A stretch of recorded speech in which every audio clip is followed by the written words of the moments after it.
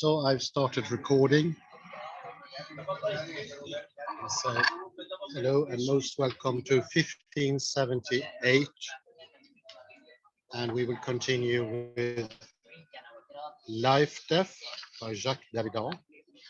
And we are in programs, first session, page 15.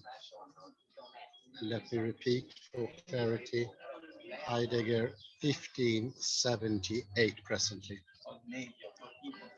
And Kalle needs to end earlier. I suggest that you both say something and also chat for security, so I will mute this. And we've been discussing how Jacob hides his intentions, hides his want of a teleology in his text. So the teleology is marginalized, but it's still there. It needs to be there.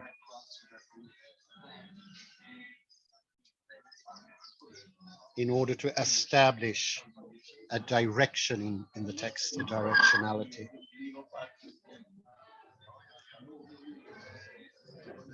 And we also mentioned the problems of outer and inner. Very, very interesting. Because if we make everything completely inner, we lose the outer, and Jacob realizes that in his scripture and adds on the outsideness. And the outsideness is the flexible brain structure. The thing that learns, that doesn't automatically repeat a program, instructions, and so forth. It is flexible and it's contingent. So introduction of this flexibility is to bring in the outside. We have two systems or two notions that was mentioned. And let me take the liberty of saying something in general here. It goes for all deconstructions of Derrida, and is that he's looking at marginalized structures in the text, mentioned things, admitted things, admittance of teleology, admittance of want for a directionality and so forth, or contingency. But they always reside in a non-central part in the text.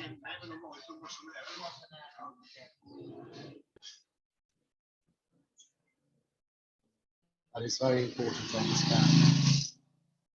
They are never central, but Derrida still discovers them, reveals them, so to speak.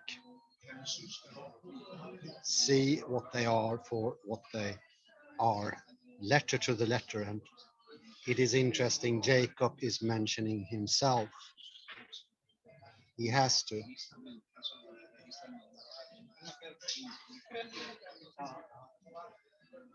So let me continue on page 15, just after that very interesting quote.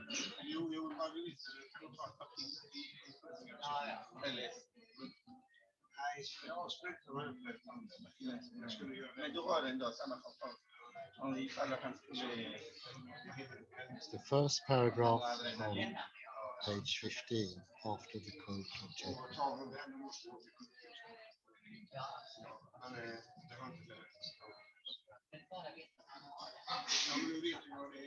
Two remarks and two questions before moving on.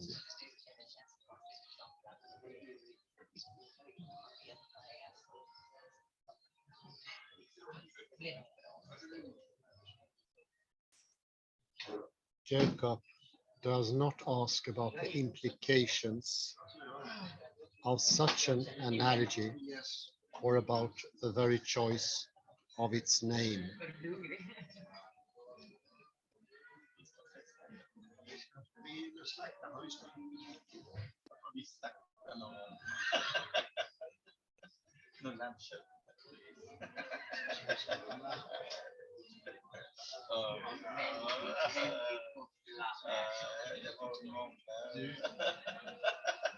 He determines it as a resemblance between two systems. And I read the parenthesis as well. Accumulation, in both cases, of a past experience, and the transmission in both cases of this experience. And let me explicate that a bit.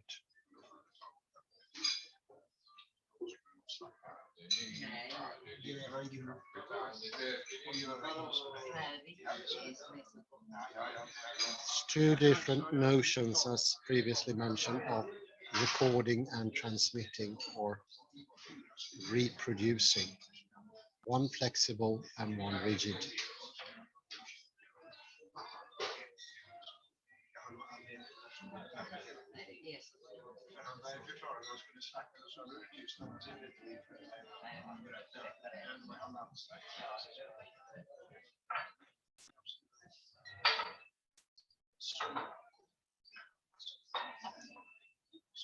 But one need only analyze Jacob's text to gain a better understanding of the necessity and problematicity of this word analogy.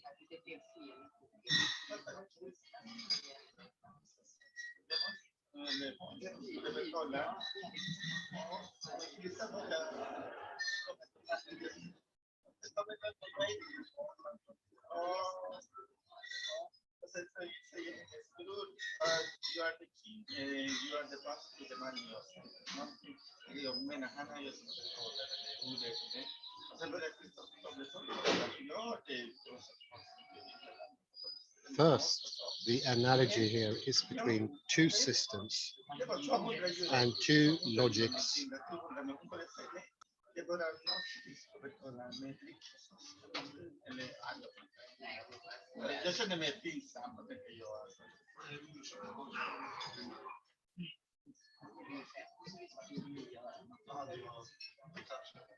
It is a system of relations of proportionality among several terms with variables.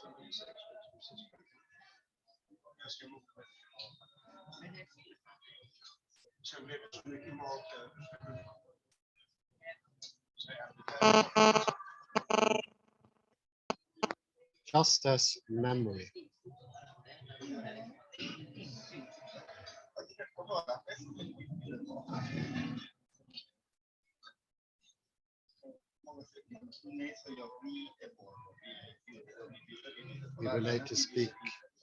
We will speak later of project, the other characteristic of the program, just as mental memory, cerebral memory, thought and language in the traditional sense, and transmits information.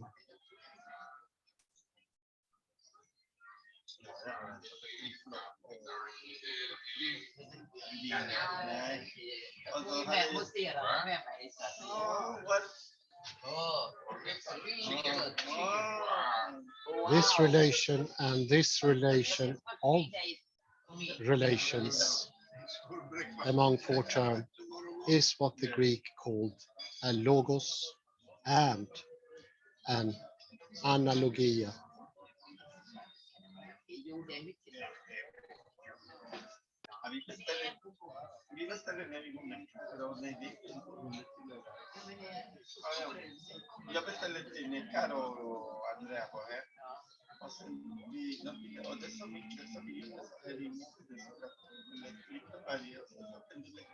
Here, the analogia between the two relations, between the two logi, is a relation between a memory that includes language or logos in its everyday sense.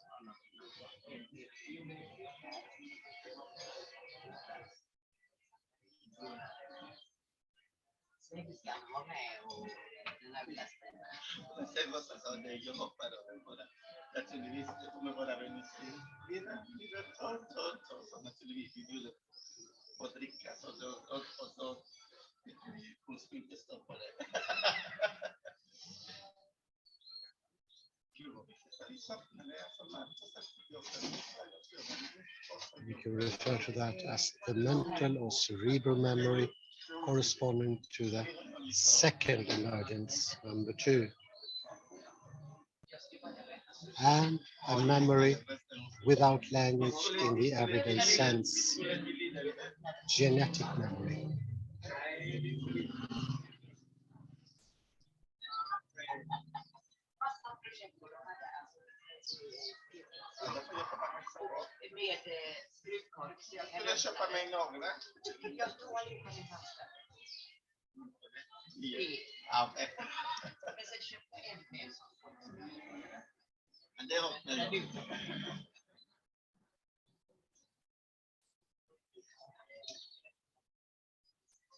So we have the rigid and we have the contingent. We have the flexible and we have the inflexible, fixed.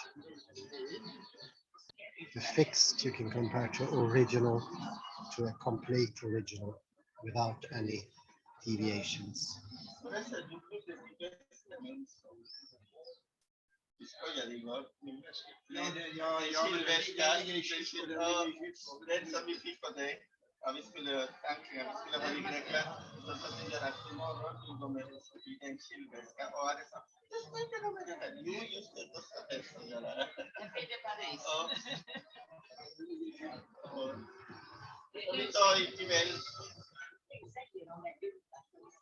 It is an analogy in the logos of the geneticist. In his meta-language, or what is alleged to be a meta-language. That is very important. It is alleged to be a meta-language. And we can almost call this a trickery on behalf of Jacob.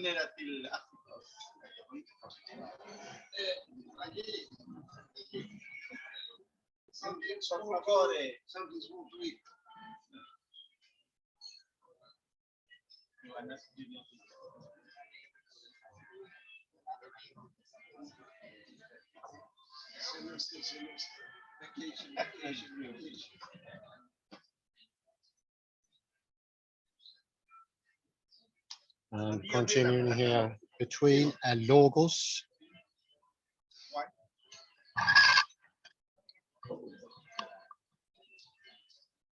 in the so-called proper sense of the term and an a logos, which is analogia in a way as well.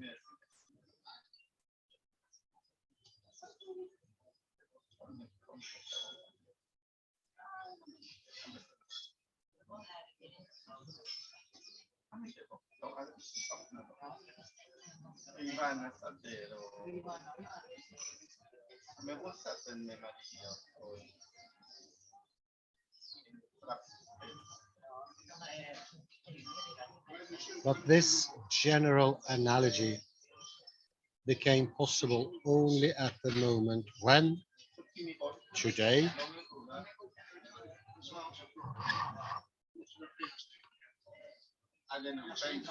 we came to know by means of what is called scientific knowledge that the a logos was also a logos in the broader sense, expansion of the expression.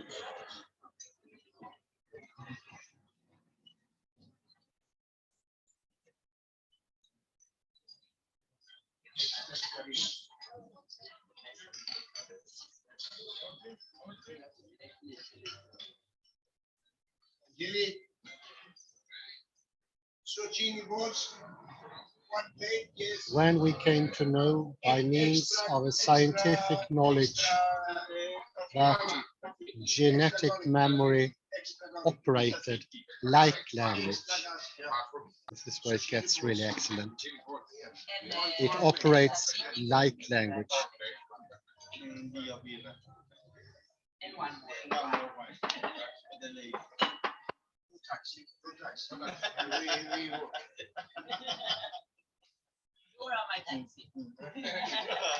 Not tonight. Tonight is busy night. With a code, a message, and a possible translation of messages. So you see here, the metaphor or the analogy is from language and the idea of language as being preordained for understanding. This is a very important a priori idea, or an idea of a prioriness, that language is pre-arranged in a certain way as to become understandable. Nothing is happening in the actual moment. Everything is predetermined.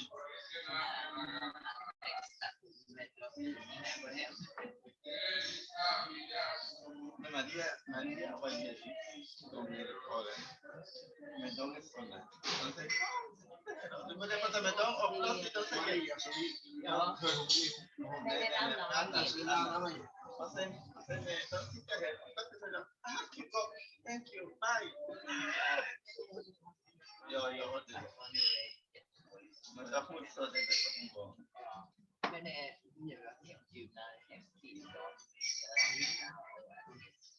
And that is also operated with analogies. That is to say, with relations, put into relation with another, with one another, and more specifically, with radical elements that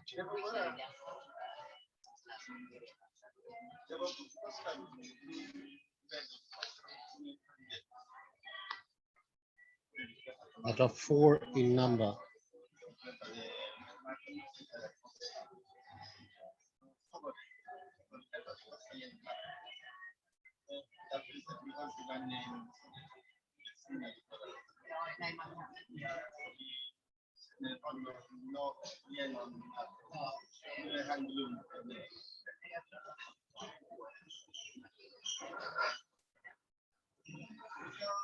Genetic reproduction is not a copy, says Jacob. It is not a copy de but then the copy is not a copy either. It is a variation within a strictly regulated code. Jacob writes, and now it gets really important.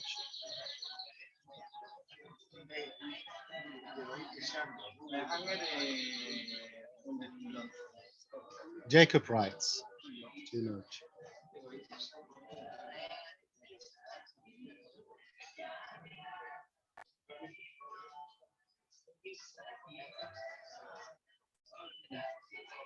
Heredity is described today in terms of information, messages, and code.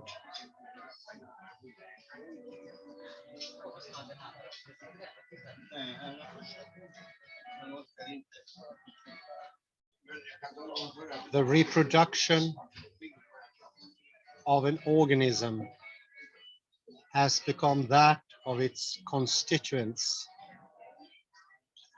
molecules. The molecules are the smallest informational bits. See, here it's getting even more interesting. This is not because each chemical species has the ability to produce copies of itself.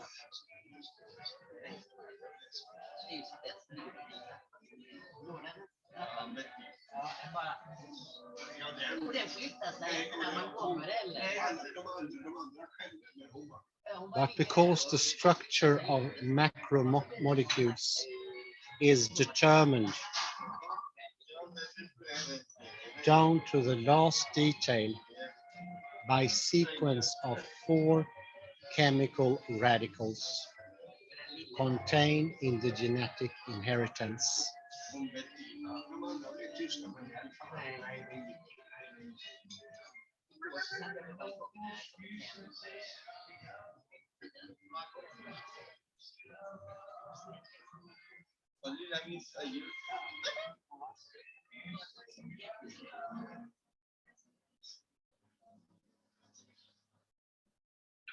What are transmitted from generation to generation are the instructions. The instructions. How good is this? This is actually quotation marks by Jacob himself.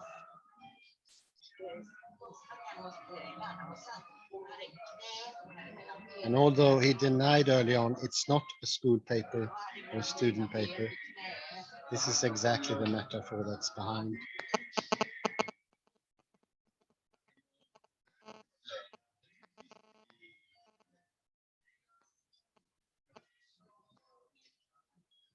Specifying the molecular structures, the architectural plans of the future organisms. This is ripe with metaphors. Institutional metaphor, functioning right down to the literalness of the edification of an instituting, upright being, upright in its most erect authority.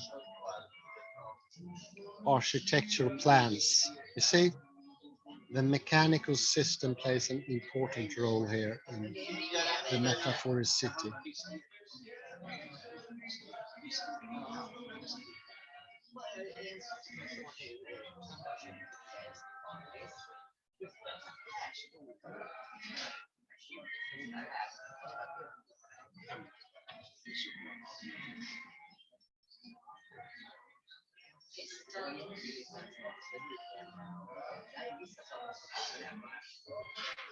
They're also the means of executing these plans and of coordinating the activities of the system.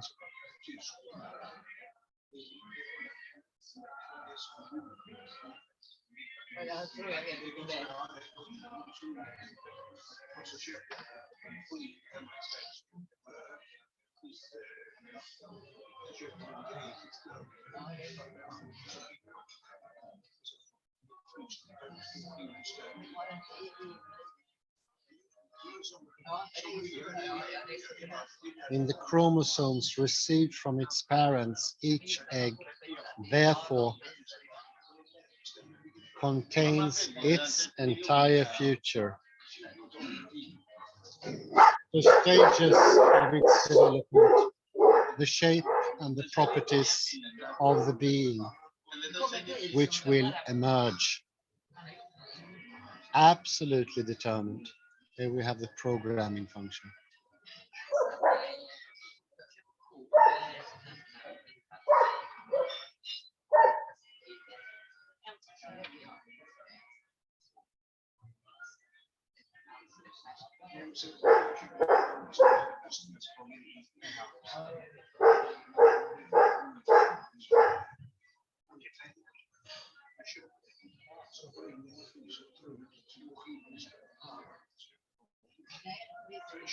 The organism thus becomes the realization of a program prescribed by its heredity.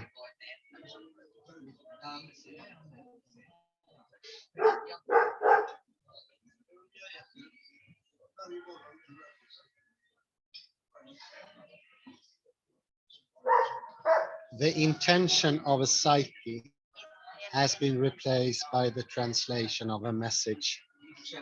See, the disappearance of the soul.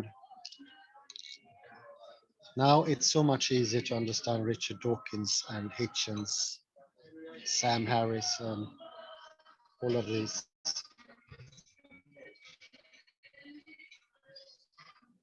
My psyche is just a translation. Enter also Daniel Dennett, Couples Churchland, David Chalmers, and so many others.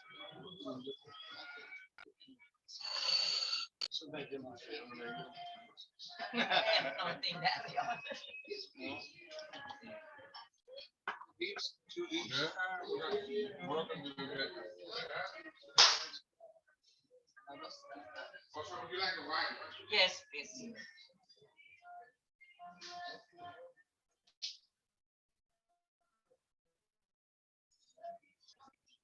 A formulation that correct, correct, caricatures all traditional theological notions of providence in order to escape everything that the values of message, translation, design, and aim import from the system of logos, from traditional logocentrism.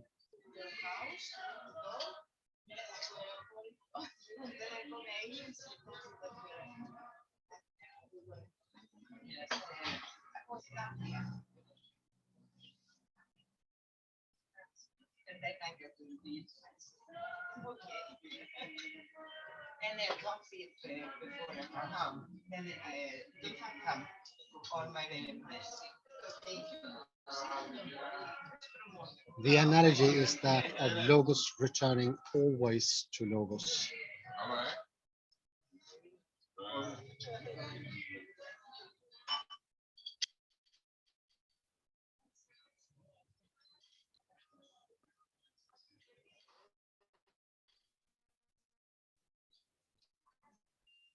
Instead of taking this rather easy and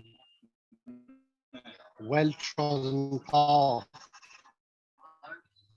I would like to ask in particular of the implications of the fact that at the very moment he opposes the genetic program to the mental program,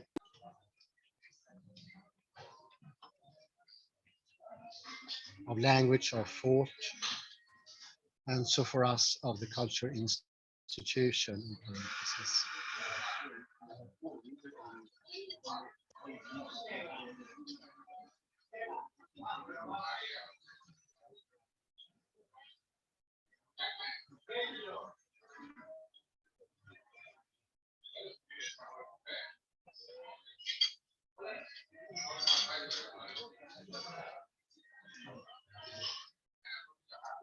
At the very moment he opposes the genetic program to the institutional program, the process, language, and topos program are the very ones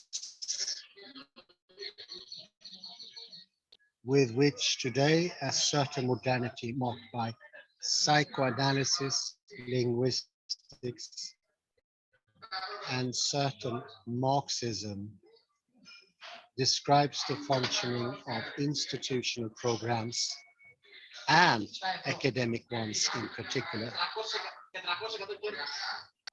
This is the demise of the Western culture. This is the closing of the Western mind because of this metaphoricity that we are unaware of.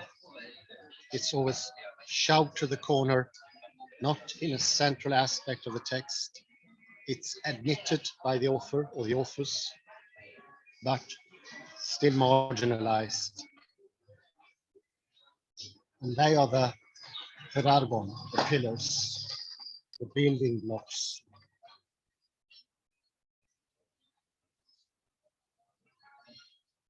We do mark this. I think this so clearly places Derrida not among the postmodernists.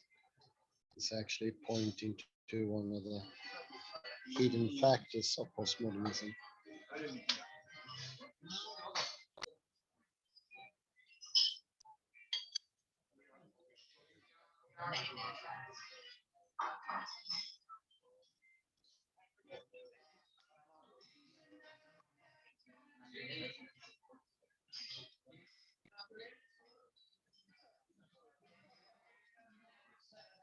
That is, we are talking about a planned program.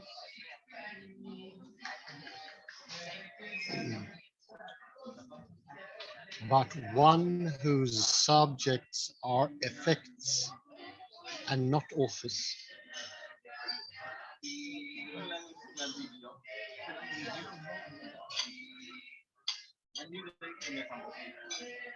A program in compliance with predetermined goals corresponding to relations of production,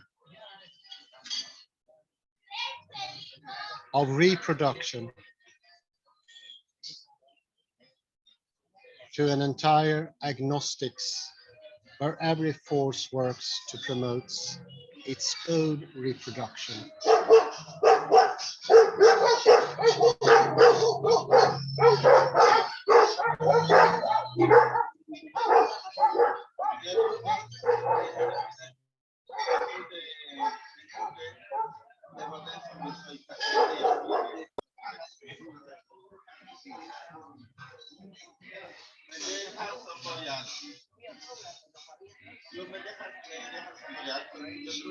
To an entire agonistics where every force works to promote its own reproduction and modes of reproduction, etc.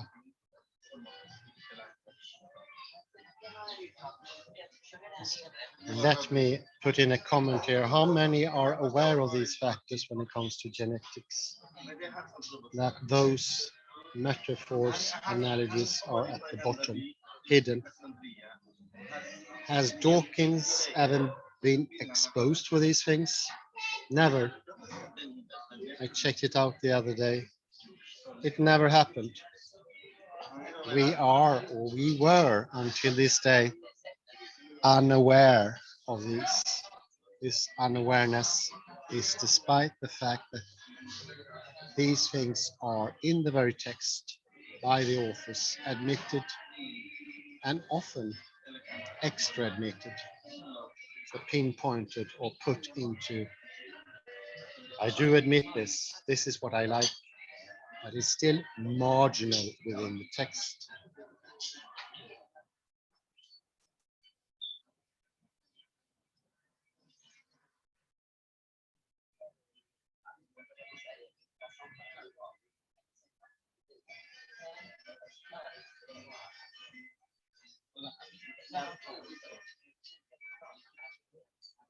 As a result, I continue, under these conditions, the difference between the two systems,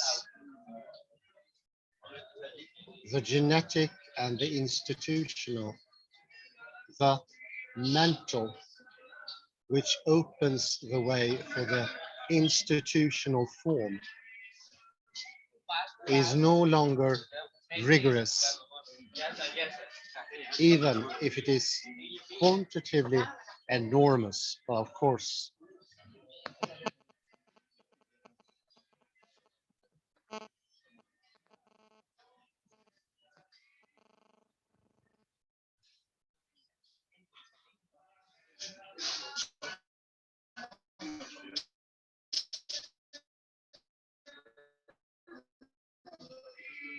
which rigorously distinct types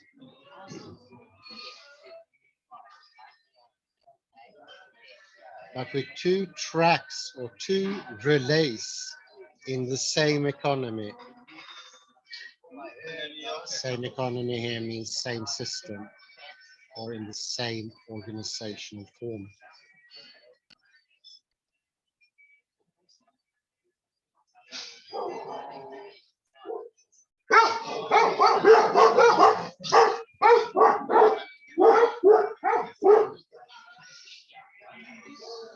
This explains, moreover, why the criteria used by Jacob to distinguish between the two analogous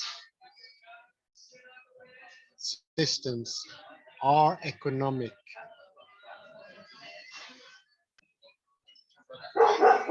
by which I mean quantitative.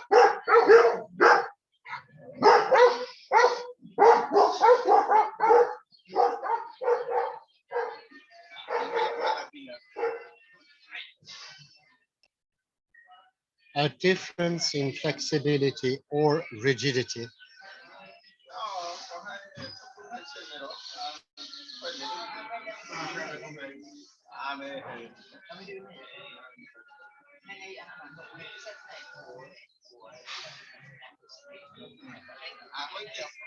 The flexibility of mental memory makes it particularly apt for the transmission of acquired characters. The rigidity of genetic memory prevents such transmissions. So we have the flexibility and we have the rigidity, the two systems, and they are Summary. both necessary. Summary, One please. goes into hiding, and Jacob wants to be happy or content with just having the one.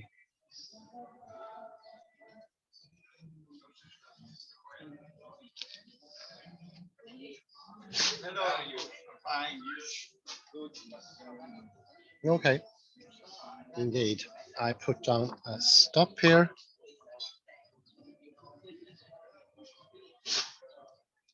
And go into summary.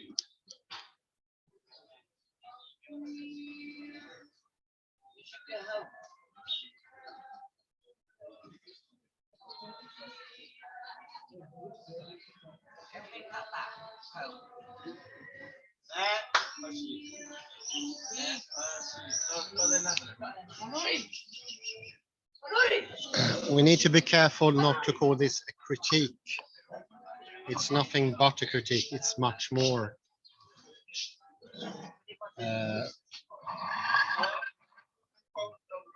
Derrida is not bringing anything into the text of Jacob.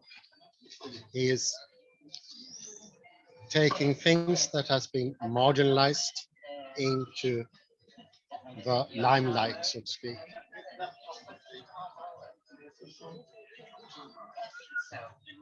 So they can be seen for what they are, and that they are acting within the text, affecting the reader. And seldom I've heard anyone being so clear about what is this mechanical transgression? What is this rigidity? Maybe clearly exposed by Richard Dawkins in The Selfish Gene, an absolutely automaticated system. But if you read the book, and I already start inspired by this scripture to have a glance at it, and you can clearly see there is an admittance of flexibility, contingency, should this was necessary, but definitely marginalized. I don't know if there's time for me to read a quote.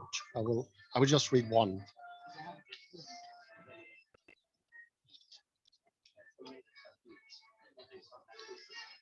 This is on page 16 in the quote of Jacob when he writes at the very end. The introduction of a psyche has been replaced by the translation of a message. This is how the psyche, this is how the soul disappears. Never, ever before revealed among Dawkins, Hitchens, or anyone else of the philosophers of consciousness. How the psyche in itself become mechanical process that you can get rid of, so to speak, as Dawkins and Dennett does. I think that's just incredible. It is in their texts, it's not outside.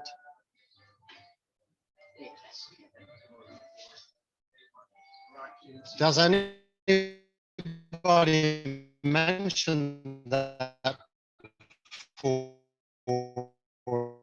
against, I wouldn't say against, but pointing that out to Daniel Dennett always in an argument and thereby hiding the fact. Yes, definitely.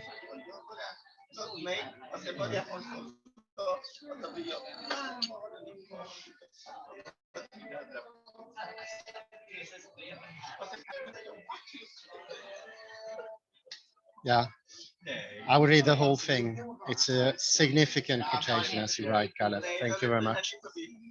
And it shows this fixation idea that can only be introduced when Jacob at the same time allows contingency and this lady who you don't want to bring into your life officially, but you still cannot live without teleology in a way.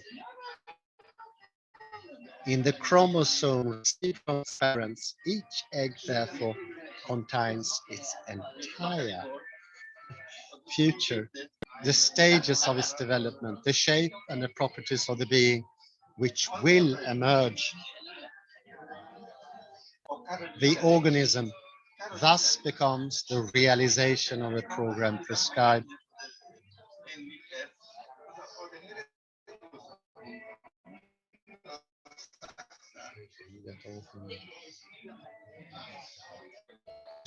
Its heredity. The intention of a psyche has been replaced by the translation of a message.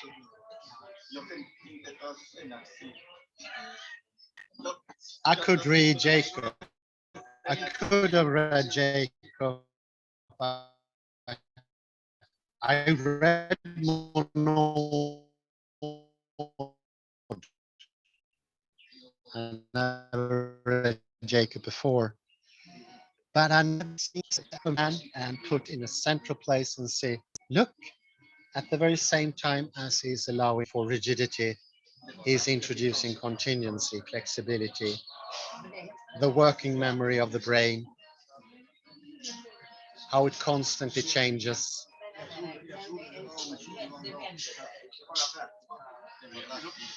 How that outsideness is allowed to be brought in. Otherwise, it would make sense. I think me and others who read the self-regime will think, oh my God, Dawkins doesn't allow for an outsideness in an environment, but he does. It is there in his text, but not central.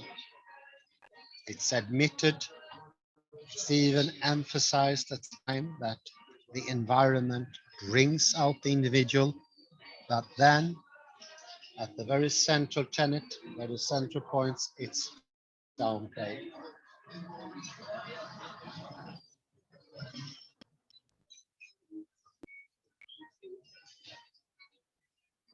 And this is the work of a magician. And I'm not speaking of Derrida, I'm speaking about Jacob. And this, maybe on the page 17, is yeah, indeed, an excellent text today. Sounds like an excellent idea. I would just add a very last one from page 17. And it's a bit line 5 or 6. The very ones which today a certain modernity marked by psychoanalysis, linguistics, and a certain Marxism describes influence I was by this covered message in linguistics, logics, and philosophy. It's incredibly interesting. I say thank you very much. I think it's time to terminate there. And until next time, have a pleasant afternoon. Bye bye for now.